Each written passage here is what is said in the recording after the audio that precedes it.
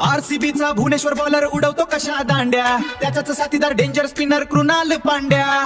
बाहेर देशातलं Jacob Duffy आहे तो फास्टर, इंग्लंड देशातलं फिलिप सॉल्ट आहे त्याचा यार.